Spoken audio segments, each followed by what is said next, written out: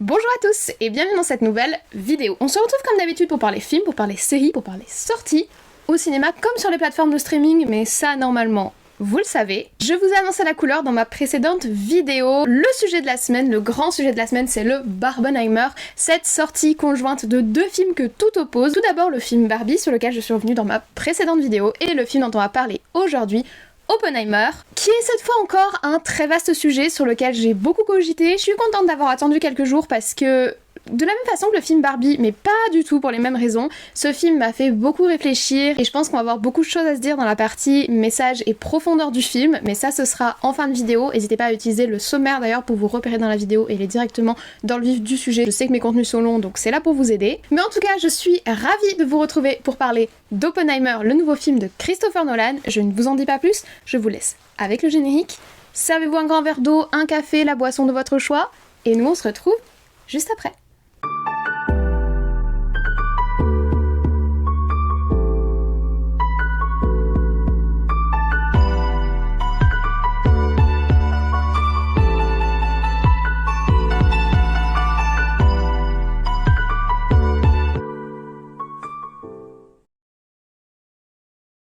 Alors, avant toute chose et avant de commencer, je tiens à préciser que même si je considère que cette vidéo est sans spoiler, puisque je vais pas vous en dire trop sur comment le film se déroule et ce qui s'y passe, il faut quand même savoir que ce film est un film biographique sur un personnage historique et donc il y a certains éléments de l'histoire de ce personnage, de sa vie et qui sont centraux dans le film sur lesquels je vais nécessairement revenir parce que ça fait littéralement partie de l'identité du personnage qui est abordé et que pour parler des messages ou pour parler de l'image, on est forcément obligé de parler un petit peu de la vie de ce personnage. Donc si vous ne savez absolument rien d'Oppenheimer et que vous ne voulez absolument rien savoir avant de voir le film, je vous recommande de rajouter cette vidéo à votre playlist à regarder plus tard, de vous dépêcher d'aller au cinéma voir en salle Oppenheimer et de revenir par ici pour en savoir plus après votre visionnage. Pour ceux qui sont restés, le sujet c'est donc le film Oppenheimer, qui est sorti le 19 juillet 2023, qui dure ne serait-ce que 3 heures, oui, 3 heures, c'est beaucoup. Faut reconnaître que c'est beaucoup, ça peut en refroidir certains. Pour avoir eu souvent le débat sur Twitter notamment, n'hésitez pas à me suivre sur Twitter au passage. Je sais que pour certains, 3 heures de film, déjà 2h30 c'est beaucoup, mais 3 heures ça peut être un obstacle. Maintenant, personnellement, ça me gêne absolument pas si le film utilise à bon escient les heures qu'il me fait passer en salle, s'il n'y a pas de creux dans la narration et si les 3 heures de film on en avait besoin et elles sont nécessaires. Franchement, j'ai aucun problème là-dessus. Maintenant, vous vous doutez bien que la durée du film, on va revenir dessus dans mon avis. Et c'est un film de type drame, thriller et j'ajouterais historique, puisque c'est un film qui se veut biographique autour d'un personnage historique qui est Justin Robert Oppenheimer. À la réalisation de ce film, nous avons un de mes réalisateurs favoris, un réalisateur dont j'aime absolument toutes les productions, ce qui est extrêmement rare. C'est Christopher Nolan. Christopher Nolan, il a réalisé un de mes films coup de cœur absolu qui est Interstellar. Vous avez d'ailleurs une vidéo Interstellar sur la chaîne où je reviens énormément sur sa carrière, sa façon de travailler, sa vision du cinéma, le fait qu'il travaille aussi beaucoup avec son frère, donc je vais pas m'étaler ici sur le sujet de Christopher Nolan, on a déjà beaucoup de choses à dire sur son dernier film, mais si vous voulez en savoir plus sur le réalisateur et si vous voulez en savoir plus sur mon amour d'Interstellar, je vous renvoie vers ma vidéo Interstellar. Mais évidemment, c'est pas son seul film, il est aussi et évidemment connu pour son exceptionnelle trilogie Batman, avec Christian Bale qui est pour moi le meilleur Batman de tous, désolé Batfleck. Et également connu pour son film Inception qui a totalement défrayé la chronique et qui est devenu carrément une expression dans la culture populaire, mais il a réalisé d'autres excellents films que vont être Dunkerque, Memento, Le Prestige ou encore son tout dernier sorti au cinéma, Tenet, qui est pas celui qui a rencontré le plus de succès. Moi j'ai bien aimé mais c'était pas un coup de cœur non plus. Donc Christopher Nolan, c'est un réalisateur à qui je fais confiance les yeux fermés, j'adore son travail, j'adore sa façon de filmer, donc évidemment que j'allais découvrir son dernier film. Et comme toujours, il s'est entouré pour ce film d'un casting absolument exceptionnel. Dans le premier rôle, on retrouve Cillian Murphy. Cillian Murphy, évidemment, on a pu le voir dans la série Peaky Blinders, mais il a également déjà participé à de nombreux films de Christopher Nolan, notamment Dunkerque, Inception et Batman Begins.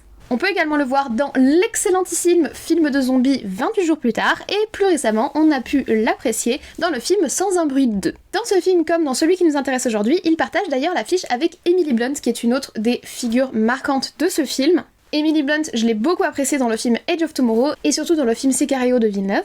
Autre acteur que j'adore et que je trouve excellentissime, Robert Downey Jr. Alors Robert Downey Jr. évidemment c'est mon Iron Man du MCU, mais il incarne aussi au cinéma Sherlock Holmes et je l'avais beaucoup apprécié dans le film Zodiac qui est je trouve pas assez connu, si jamais vous l'avez jamais vu je vous le recommande. Toujours sur les têtes d'affiche, on continue avec ne serait-ce que Matt Damon. Matt Damon, c'est évidemment le gars qui s'est retrouvé tout seul sur Mars. Toujours dans l'espace, on a pu le voir dans le film de Christopher Nolan, Interstellar. Il est toujours perdu dans l'espace, ce beau garçon, c'est terrible. Et au-delà de ça, on a aussi pu le voir dans Will Hunting ou encore dans l'excellentissime Il faut sauver le soldat Ryan.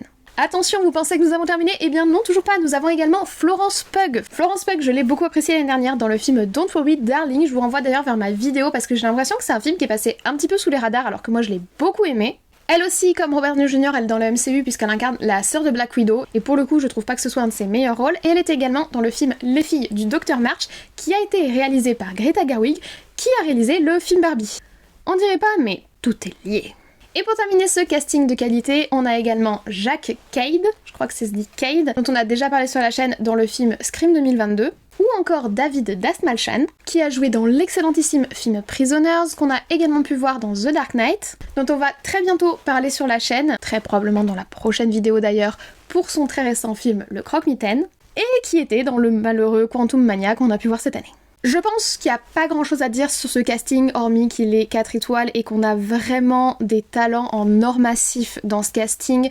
En plus d'être une grande fan de Robert Downey Jr., je suis une énorme admiratrice de l'acting de Cillian Murphy. Donc j'avais qu'une hâte, c'était de voir une fois encore ce qu'il avait donné sous la direction de Christopher Nolan dans ce premier rôle d'un film biographique. Donc franchement, le casting, en plus déjà du projet de base, me donnait vraiment l'eau à la bouche. Et d'ailleurs, le projet de base, parlons-en. Ce film, Oppenheimer, n'est pas issu d'un scénario original de Christopher Nolan, mais est une adaptation d'un ouvrage intitulé American Prometheus, The Triumph and Tragedy of Justin Robert Oppenheimer, qu'on traduira en français par le Prométhée américain. Je rappelle que Prométhée dans la mythologie, c'est celui qui a apporté le feu aux hommes. Triomphe et tragédie de Justin Robert Oppenheimer. On voit déjà que dès le titre du livre, on va aborder deux facettes de la vie d'Oppenheimer, sa réussite, mais également les tragédies qu'il a pu connaître. Et donc ce livre de Kay Bird et Martin J. Sherwin nous propose de revenir sur la vie et l'œuvre de Robert Oppenheimer, qui est plus communément connu comme le père de la bombe atomique. En fait, ce scientifique de très haut vol, qui a été considéré comme la plupart de ses pairs comme un génie, a été le directeur du projet Manhattan, donc projet de développement de la bombe atomique aux États-Unis, entre 1942 et 1946, c'est-à-dire à la fin de la Seconde Guerre mondiale. C'est donc sous sa direction, bien qu'à l'aide de beaucoup d'autres scientifiques,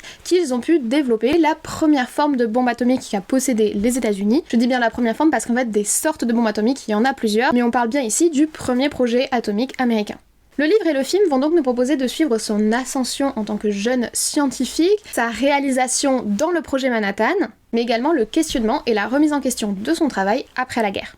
Et honnêtement, mon premier sentiment quand j'ai appris ce sur quoi allait porter le film, c'est que ça me paraissait immense. Autant vous dire que pour le coup, les 3 heures avant même d'avoir vu le film, je comprenais parce que la vie et l'œuvre, si l'on peut dire, de Robert Oppenheimer, c'est vraiment un sujet immense avec beaucoup d'implications politiques, économiques, géopolitiques. Et vraiment, j'étais super intriguée de savoir quelle langue ils allaient choisir et comment ils allaient adapter tout ça dans seulement 3 heures de film. Et le film, parlons-en en commençant, comme d'habitude, par la photographie et la mise en scène. J'ai envie de vous dire, c'est du Christopher Nolan, je ne suis donc pas surprise d'avoir à vous dire que c'est beau, c'est brillant, c'est très très bien mis en scène, vraiment, qu'est-ce qu'il filme bien, mais je suis toujours profondément admirative de son travail, dans le fond et dans la forme. Et la forme, c'est vraiment superbe, c'est beau.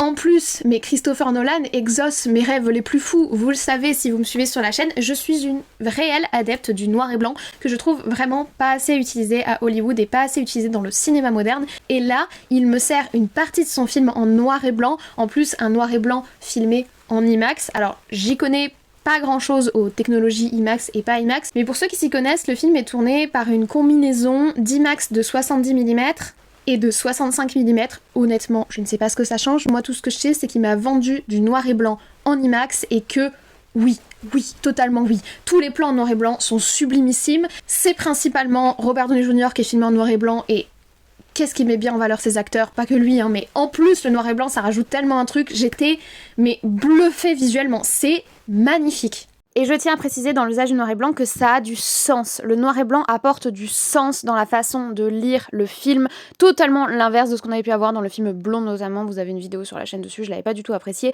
Film qui proposait lui aussi du noir et blanc, mais du noir et blanc qui n'apportait pas sens, qui ne faisait pas sens à l'image. Évidemment, on l'avait déjà vu dans Dunkerque ou dans Le Prestige. Christopher Nolan, la reconstitution, il maîtrise et les décors, les costumes, le travail de mise en scène, le travail d'immersion dans cette période est vraiment réussie. Il y a une colorimétrie qui est, je dirais pas sépia, hein, c'est pas du sépia, mais qui a un côté usé. On n'a aucune couleur franche, on n'a aucune couleur punchy. Si je nous ramène au Barbenheimer, le contraste avec Barbie est monstrueux parce qu'on a des couleurs, je dirais pas qu'elles sont fades, mais on a quand même un espèce de côté un petit peu usé qui nous donne presque un sentiment de regarder l'histoire, c'est assez curieux. Les seuls moments où on utilise des couleurs vraiment flash et vraiment intenses, c'est quand on est projeté dans la vision et dans le regard que Robert Oppenheimer pose sur les molécules et dans la façon dont lui il perçoit le monde et toutes ces molécules et cet espace qui nous entoure. Le film n'est pas du tout à la première personne, mais il nous donne quand même sa vision du monde. Et je trouve ça super intéressant que le seul moment où il y a des couleurs vraiment vives, c'est les moments où Oppenheimer regarde pour nous sa science et regarde pour nous ces molécules qui sont pour lui sa façon de percevoir le monde. C'est vraiment du génie, c'est très très bon, c'est très très bon. Je sais que je me répète, j'en ai conscience et en soi je suis peut-être pas totalement objective parce que j'aime vraiment beaucoup le travail de Christopher Nolan, mais c'est visuellement magnifique. Et à la fois, il y a une espèce de froideur et un sérieux presque chirurgical dans la façon dont l'image traite d'autres thèmes et dans la façon dont Oppenheimer regarde le monde pour nous et dans la façon dont le monde regarde Oppenheimer à d'autres moments dans le film. C'est vraiment un très savant mélange avec beaucoup de subtilité dans la façon de poser sa caméra. Ça m'a fait penser d'ailleurs à certains moments au film La Conférence, dont on parlera aussi très rapidement dans une vidéo qui arrive sur la chaîne, qui est un film autour de la conférence de Wannsee. On est à peu près dans les mêmes périodes puisque la conférence de Wannsee, ça se passe cette fois-ci dans l'Allemagne nazie et c'est la conférence qui va décider de la mise en place de la solution finale à la question juive. Donc on est dans la même période historique. Il y en a deux sujets qui peuvent se faire écho, mais c'est intéressant que ces deux films aient choisi de porter la même froideur chirurgicale sur leur sujet tout en les orientant de façon complètement différente. Il y a un dialogue entre ces deux films qui peut être intéressant et sur lequel on va revenir d'ailleurs, mais bref, pour en revenir à la photographie, c'est beau et il faut qu'on parle des effets spéciaux. Il faut qu'on en parle parce que Christopher Nolan n'est pas un adepte des effets numériques et il n'y en a pas dans ce film. Et pourtant, qu'est-ce que c'est immersif. Alors en soi, c'est pas la première fois qu'il nous fait le coup. Il nous l'a déjà fait avec le véritable 747 qu'il a craché pour son film Tenet, il nous l'a déjà fait dans Batman, il nous l'a déjà fait dans Inception. Christopher Nolan, quand il peut faire les choses en vrai, il les fait en vrai plutôt que de céder, entre guillemets, aux sirènes du numérique. Pour le coup, là, ça fait plutôt écho aux dernières Mission Impossible, d'ailleurs, tant que j'y pense. Bref. Et j'ai l'impression que dans cette volonté d'être le plus réel possible, Christopher Nolan se lance à chaque fois des défis toujours plus ambitieux, cette fois-ci celui de reproduire littéralement une explosion atomique. Et c'est un succès. C'est bluffant. Me dire qu'ils ont réussi à réaliser ça en vrai quelque part, je suis extrêmement impressionnée. C'est une explosion qui est reproduite avec de l'essence, du protane, de la poudre noire, hein. Ils ont pas vraiment fait exploser une bombe atomique, hein, rassurez-vous. Mais ils ont dû le faire quoi, une, deux fois, et ils ont réussi à obtenir des images aussi waouh dans l'instant, parce qu'une explosion c'est un truc très éphémère, et le fait qu'ils aient réussi à saisir autant, je trouve ça tellement impressionnant, et puis ça rend hyper bien à l'image, et c'est un des points culminants du film. C'est pas le seul où il y a des effets spéciaux pratiques, je pense notamment à l'exceptionnelle scène de l'amphithéâtre qui est probablement ma scène favorite du film. C'est une scène qui est absolument obsédante et là aussi il y a des effets qui sont franchement super intéressants. Et je sais juste pas comment il fait pour capturer autant et pour rendre son film aussi sensoriel et aussi réel dans l'expérience que t'as en salle. C'est vraiment bluffant. Puis c'est tellement immersif. Et d'ailleurs en parlant d'immersion, j'ai parlé de l'image, mais il faut parler de l'accompagnement musical. L'accompagnement musical, c'est un élément extrêmement important de tout film, et en particulier dans la filmographie de Christopher Nolan, avec notamment l'une des meilleures BO du monde, qui est celle d'Interstellar, qui est juste absolument iconique. Et donc c'est vraiment un élément sur lequel je fais très attention quand je vais voir un film de ce réalisateur, parce que j'ai conscience que lui aussi, il y fait très attention, et là encore, je trouve qu'il a vraiment réussi son coup. La musique d'accompagnement est archi immersive, elle fusionne littéralement avec son action et avec ce qu'il nous dit et avec toutes les ambiances qu'il pose. On dirait qu'ils ont enregistré le son des scènes qu'on regarde. Je sais pas comment vous formuler ça autrement, mais il y a vraiment une intimité entre l'image et la musique qui l'accompagne, c'est très très fin, et j'ai réécouté la BO ce matin en réfléchissant et en méditant mon avis, et rien qu'en réécoutant la BO, j'ai été reprojetée dans le film. C'est comme si l'image et l'expérience filmique qu'il nous offre fusionnent avec la musique. Et c'est d'autant plus intéressant que dans ce film, on n'a pas beaucoup d'émotions qui sont verbalisées. On a une grande sensibilité dans l'acting, on va y revenir, mais on n'a pas beaucoup d'émotions qui sont verbalisées. Et c'est vraiment intéressant de voir que la musique est en accord avec l'acting pour nous transmettre les émotions qui ne sont pas verbalisées avec les mots mais qui du coup passent clair comme de l'eau de roche, hein, parce que c'est bien fait et parce que c'est bien construit. Et on sent vraiment que Christopher Nolan et Ludwig Göransson, qui a composé la musique et avec qui il avait déjà travaillé sur Tenet, ils ont vraiment réussi à accorder leur violon, si je puis dire, pour arriver à ce résultat-là, et ça fait vraiment super plaisir et ça rajoute vraiment une couche d'immersion énorme au film. Pour l'anecdote, Ludwig Göransson, il a également composé la musique de The Mandalorian, que j'adore, et la musique de Black Panther 1, pour laquelle il a eu un Oscar. Oui, oui. Et quand on parle d'accompagnement musical, il faut aussi parler de silence, qui est un accompagnement lui aussi à part entière, et il y a un silence dans le film qui est... Je peux pas vous le dire mieux que ça. Tellement vibrant. Je crois que c'est l'un des silences les plus assourdissants qu'on puisse avoir. Ce qu'il apporte de par la non-présence de son est massif. C'est... Là encore, c'est de la maestria. Là encore, je vais me répéter, mais je valide. J'ai adoré. Et des silences qui en disent long, on va aussi en parler en parlant de l'acting. Je voulais absolument faire une partie sur l'acting parce que je dois vous transmettre comme message que chaque acteur dans ce film délivre une performance de malade. Il n'y en a pas un seul qui est en dessous, il n'y en a pas un seul qui est au-dessus. Si, parce que forcément, Cillian Murphy, c'est notre personnage principal, c'est le point d'ancrage du film, on vit à travers lui, même si le film n'est pas à la première personne, le film est vraiment perçu à travers lui, et tout ce qu'on vit dans ce film, on le vit à travers l'expérience de Robert Oppenheimer, et c'est lui qui nous la transmet, et c'est absolument maîtrisé parce qu'il transmet tellement sans jamais verbaliser aucune émotion. Tout passe par le regard, parce qu'il a même pas un visage ultra expressif. Tout passe par le regard, tout passe par une espèce d'énergie qui se dégage de l'acteur, mais c'est vraiment un acteur exceptionnel. Oscar pour Cillian Murphy. Hop hop hop, allez, Oscar pour Cillian Murphy, premier rôle masculin, donnez-lui sa statuette, faut le récompenser là, parce que vraiment, il y a tellement de choses qui passent dans son acting, dans ce film. J'ai été happée. Ils arrivent dans le film à nous transmettre ce que c'est qu'être un génie. À travers lui, j'ai l'impression de pouvoir entrevoir comment cet homme, qui a des années-lumière de ma compréhension du monde, voyait le monde qui l'entoure. Et ça, c'est vraiment un truc qui est très spécifique au cinéma de Christopher Nolan et qu'on a vu beaucoup dans Interstellar. Il te donne envie de comprendre la science, il te donne envie d'en savoir plus. C'est incroyable comment il te représente la science, où j'ai eu l'impression pendant un quart de seconde de comprendre toutes ces choses-là qui sont hors de ma portée actuellement, et c'est pas du tout ma spécialité. Je trouve ça juste merveilleux. Il y arrive avec une efficacité totalement déroutante. En 10 minutes de film, on est déjà extrêmement proche de ce qu'est la nature de ce personnage. Je trouve ça vraiment d'une profonde sensibilité et d'une énorme subtilité. D'autant plus quand t'as un personnage aussi taiseux qui dit pas grand chose, parce que le Robert Oppenheimer du film, il est pas très causant, hein, il s'exprime pas beaucoup, c'est pas un mec qui est là pour expliquer et transmettre ses émotions. Hein. Donc voilà, là encore, qu'est-ce que vous voulez que je vous dise, je vais me répéter, je trouve que c'est très très maîtrisé et on sent que tout le monde délivre un travail du feu de Dieu. Je sais que Christopher Nolan est un réalisateur extrêmement exigeant, mais je pense que c'est aussi un très bon directeur d'acteurs parce que vraiment, il prend des talents. Cillian Murphy a un talent absolument indéniable et tous les membres du casting en ont, et il arrive à tous les pousser au maximum d'eux-mêmes. Et quand je dis tous, c'est qu'il n'y a pas un seul acteur, principal ou secondaire, qui est laissé de côté. Ils ont chacun une scène où ils sont tellement bien mis en valeur. Robert Downey Jr. est exceptionnel. T'as presque l'impression que c'est pas lui, big up par ailleurs à son make-up artiste qui a fait un travail de dingue, mais il nous délivre une performance qui est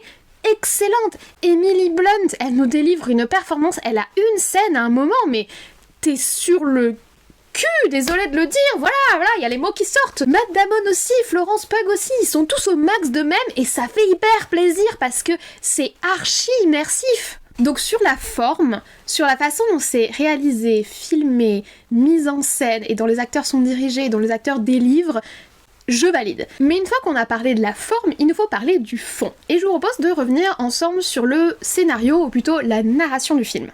Si vous connaissez le travail de Christopher Nolan, vous savez qu'il est obsédé par le temps. Tous ses films, ou en tout cas beaucoup de ses films, tournent autour du temps. Interstellar, Tenet, Memento. Ils ont tous un lien avec notre perception du temps, ce que le temps nous fait, la relation que l'être humain a avec le temps. Et ce film-là n'y fait pas exception, même s'il propose quelque chose d'assez innovant et d'assez nouveau.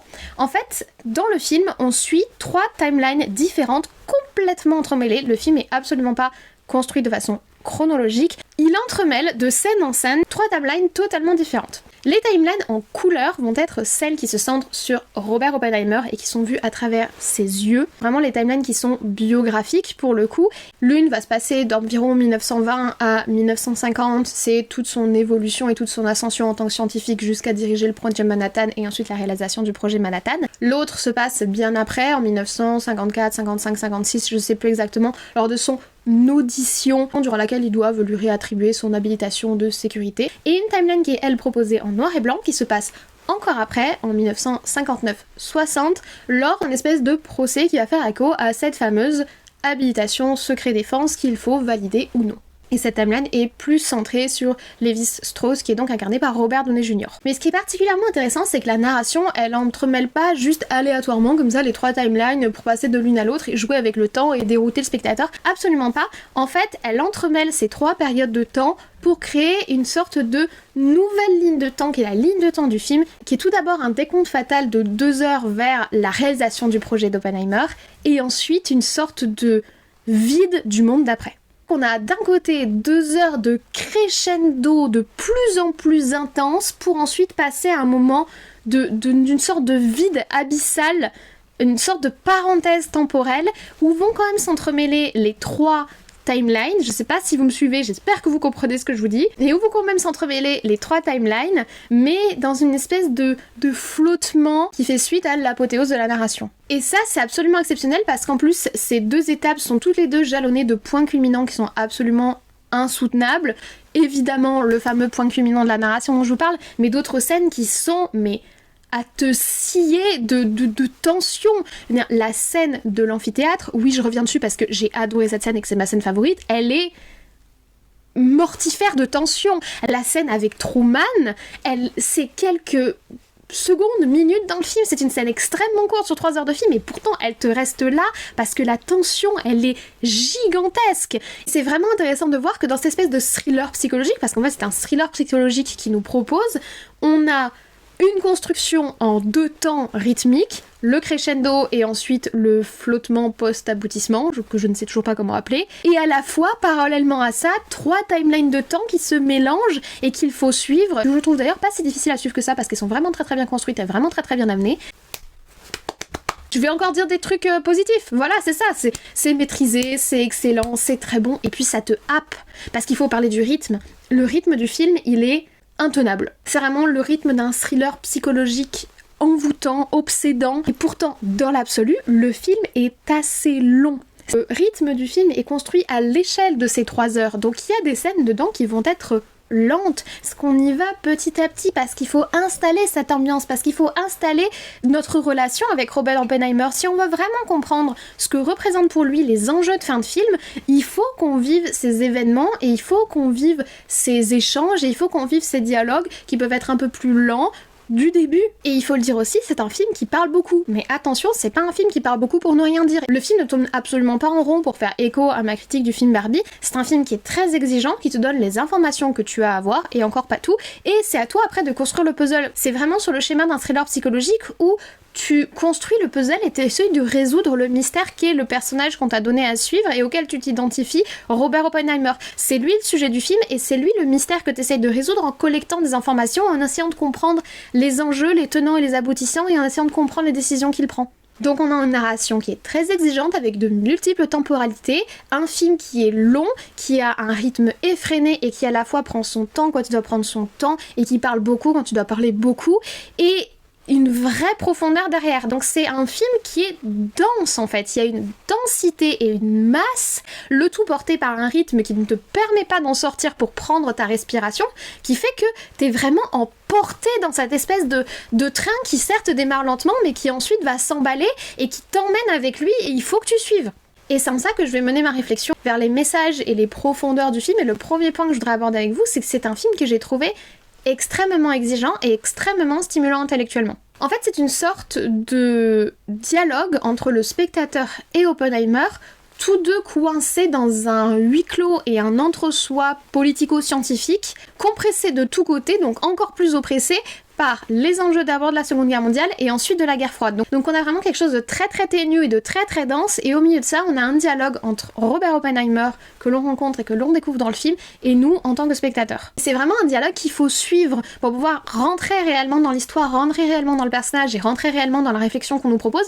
Il faut suivre, il faut maîtriser le contexte historique et il faut maîtriser les enjeux de la période, parce que sinon je pense qu'il y a énormément de choses qu'on ne comprend pas. D'autant plus que de ce côté-là, le film te prend absolument pas par la main. Il part du principe que la Seconde Guerre mondiale, les nazis, les enjeux de la guerre froide, le rapport à l'URSS, tu maîtrises un petit peu ton sujet et tu sais à peu près où tu campes, histoire de pouvoir en fait te concentrer sur le sujet central qui est Oppenheimer, qui est le titre du film. Le titre du film, c'est pas le projet Manhattan. Le titre du film, c'est pas la bombe atomique. Le titre du film, c'est pas l'essai Trinity. Le titre du film, c'est Robert Oppenheimer et c'est lui qu'on questionne et c'est sur lui qu'on va réfléchir et c'est autour de ses motivations, de ses décisions, de sa place dans l'échiquier qu'on va réfléchir le film et qu'ils nous font réfléchir le film. C'est exigeant, mais qu'est-ce que c'est satisfaisant. D'autant plus qu'on nous propose une double lecture à travers les deux couleurs, comme je l'ai dit, une lecture subjective à travers le regard de Robert Oppenheimer, même si le film n'est pas à la première personne, c'est tout comme, et une lecture objective entre guillemets, ou du moins décentrée de Robert Oppenheimer autour du personnage de Lewis Strauss et de cette espèce de procès qui elle est en noir et blanc et qui nous permet d'avoir un second éclairage sur ce que l'on regarde. Notre scène principale, c'est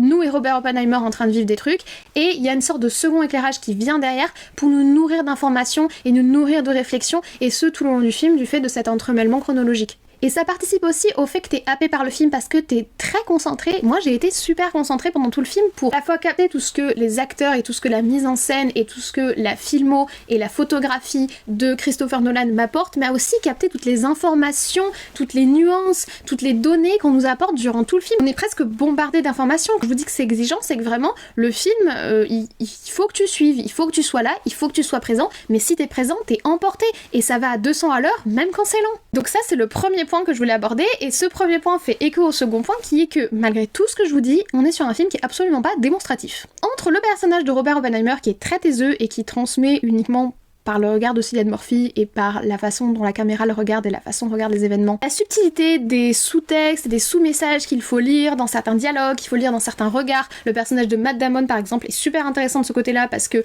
il dit un truc et son regard te dit absolument autre chose à l'écran, c'est assez savoureux d'ailleurs. Il y a vraiment beaucoup de subtilité et de transmission qui sont émotionnelles et qui sont en sous-texte dans le film. Et c'est pareil dans la narration, il y a des enjeux qui sont énormes. Nous parlons de bombes atomiques et pourtant, en soi, il n'y a pas vraiment les gros kaboom partout qu'on peut s'attendre. On parle de bombes atomiques et en soi, on n'est pas au milieu d'un film de guerre et d'action où le monde est à feu et à sang. Absolument pas. On est dans des salles avec des tableaux noirs et des crayons en train de réfléchir et en train de débattre et en train de tourner les sujets, et puis on parle de communisme, et puis on parle de capitalisme, et puis on parle de la guerre. Ça peut être d'ailleurs un petit peu déroutant, et je crois qu'il y a certaines personnes qui ont été déroutées par ça parce que, je vais pas dire qu'il y a eu une sorte de publicité mensongère, c'est pas ça, mais le film nous a attirés en salle en nous vendant Robert Oppenheimer et la bombe atomique. Et ce, dans la bande-annonce où on nous montre ces images absolument phénoménales de l'explosion. Mais en soi, la bombe, c'est absolument pas le sujet.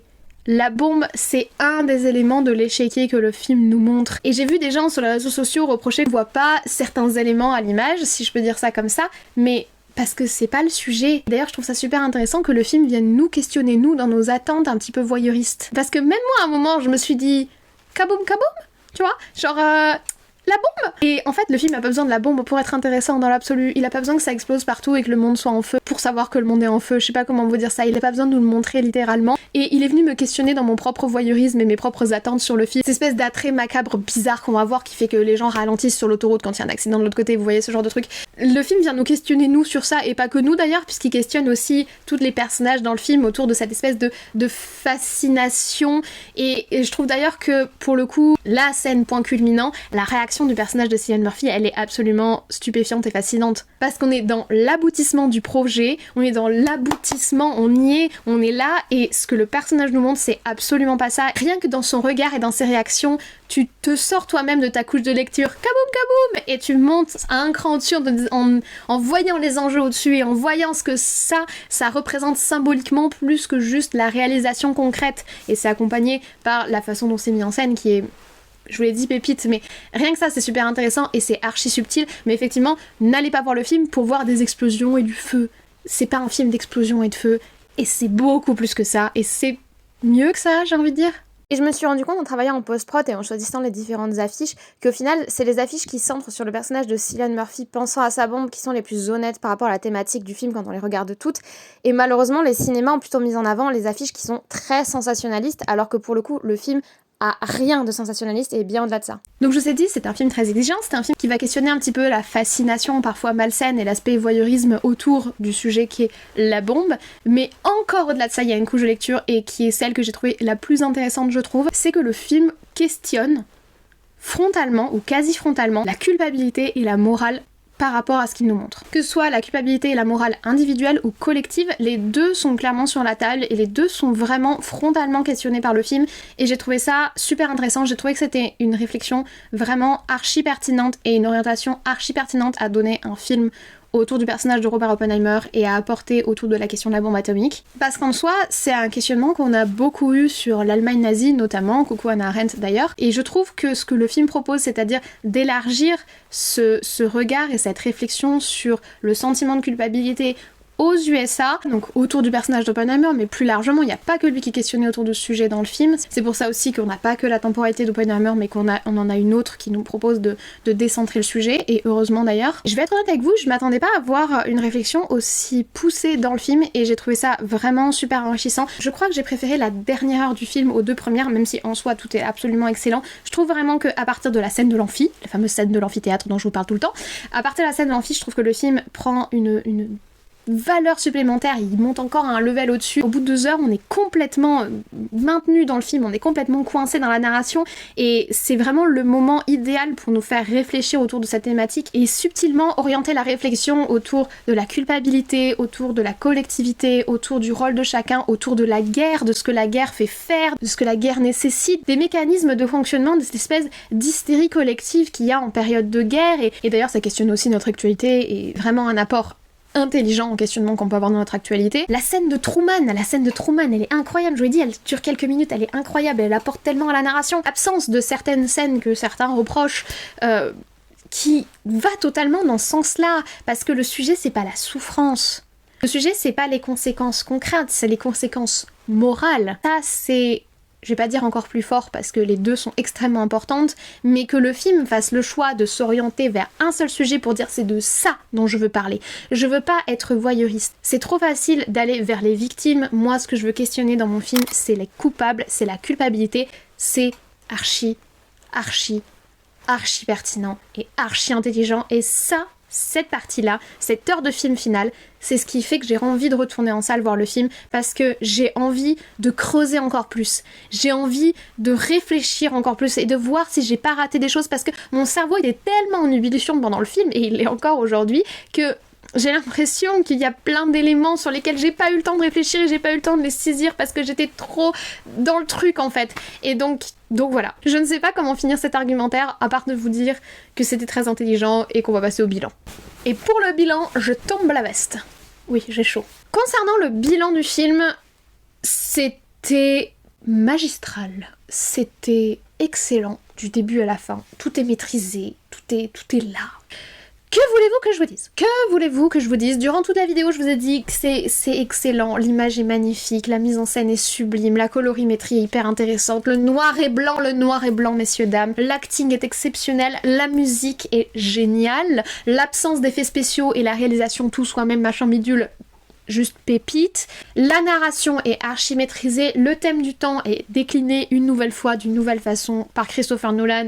À chaque fois, il arrive toujours à nous surprendre et à aller vers des nouvelles choses auxquelles on s'attend pas et c'est maîtrisé. Le rythme est à la fois lent et effréné, c'est juste exceptionnel. Le film est très exigeant, mais il est aussi très exigeant avec lui-même et très exigeant dans l'aspect intellectuel qu'il nous propose et ça fait plaisir. La subtilité émotionnelle est réussie et maintenue durant tout le film qui vient nous questionner sur notre voyeurisme, sur notre attrait vers le sensationnalisme et sur notre espèce de fantasme autour de la bombe, tout en détournant notre attention de ce sujet-là pour venir nous faire réfléchir sur la culpabilité, sur la guerre, sur les mécanismes de la guerre, sur le fonctionnement de la guerre et sur les conséquences de la guerre, non pas dans un sens pratique mais dans un sens moral. C'est excellent. Voilà. Est-ce que je vous recommande le film ? Oui. Si vous pensez que le film va vous plaire. Parce qu'honnêtement, je pense que le film ne va pas plaire à tout le monde. C'est un film qui est très dense, c'est un film qui est très exigeant avec son public, je trouve. C'est un film qui est très fort et puissant et lourd, et c'est pas forcément ce que tout le monde veut voir au cinéma, et je comprends totalement ça. Franchement, je le comprends à 100%. Et honnêtement, autant je peux voir Interstellar, qui est quand même lourd dans ses thématiques et réflexivement qui est très pertinent, mais autant je peux voir Interstellar indéfiniment, autant je pense que ce film Oppenheimer, c'est un film à voir quand t'es en forme, parce que c'est un film qui te pèse, et c'est un film qui va te faire réfléchir, et qui va te faire bouillonner, et qui va un petit peu te posséder, et je peux comprendre que des gens ne veulent pas vivre cette expérience en salle. Donc je vous recommande si vous pensez que le film peut vous plaire, parce qu'en soi, le produit est excellent, mais je peux 100% comprendre que c'est pas ça que vous avez envie de voir. Vraiment très sincèrement. Donc voilà pour mon avis. Je suis personnellement ravie, satisfaite. Je savais pas à quoi m'attendre. Je savais que j'avais des attentes parce que je savais que je voulais voir un truc très bon. Et j'ai eu quelque chose de très bon qui m'a surpris parce que Christopher Nolan arrive toujours à me surprendre. Voilà, je vous remercie d'avoir regardé cette vidéo très longue sur le film Oppenheimer. J'espère que vous me pardonnerez d'avoir fait aussi long. Sur un film de 3 heures qui a autant de choses à raconter, c'est compliqué d'en parler sans en parler beaucoup. J'espère tout de même que vous avez passé un bon moment et que c'était intéressant. N'hésitez pas à mettre en commentaire vos ressentis sur le film si ce sont les mêmes que les miens ou pas. N'hésitez pas à échanger, à rebondir sur les arguments. N'hésitez pas à aller plus loin. J'ai juste trop hâte de lire vos commentaires et de savoir si le film vous a plu, de savoir ce que vous avez ressenti. Est-ce que pour le coup c'est un film qui pourrait vous intéresser ou pas aussi, parce que comme je vous dis, je peux totalement comprendre que ce soit pas le genre de choses très lourdes qu'on ait envie d'aller voir au cinéma. Si vous avez apprécié la vidéo, n'hésitez pas à mettre un like, ça fait plaisir, ça me soutient dans ce que je fais, ça aide YouTube à référencer la vidéo et à la placer dans son algorithme. De la même façon que les commentaires, donc si vous n'avez rien à dire, mettez juste un kaboom dans les commentaires et YouTube sera content. Et si vous n'êtes pas encore abonné, ça se passe juste en dessous, c'est gratuit, ça fait plaisir aussi, ça fait plaisir à YouTube, ça me fait plaisir à moi. Bref, que du bonheur. Moi je ne vous embête pas plus, je vous souhaite à présent une très bonne journée, une très bonne semaine, de très très bon visionnage. Peut-être Oppenheimer au cinéma, j'espère que vous l'apprécierez autant que moi je l'ai apprécié. En attendant, prenez soin de vous, hydratez-vous, et nous on se dit à très très vite.